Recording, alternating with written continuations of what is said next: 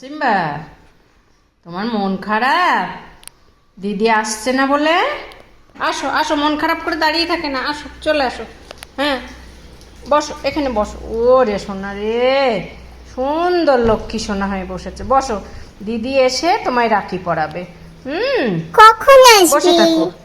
তোমাকে সিথি কেটে সুন্দর করে সাজিয়ে দিই আমি, তারপর দিদি এসে তোমায় রাখি পরাবে। এ বাবা, এমন মন খারাপ করে কেউ থাকে? হ্যাঁ, দিদি আসবে তো, একটু পরেই চলে আসবে সোনা।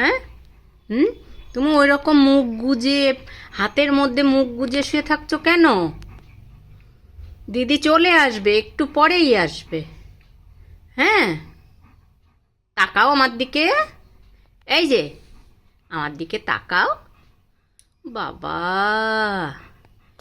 এত অভিমান হয়েছে, এসে তোমাকে রাখি পরাবে না?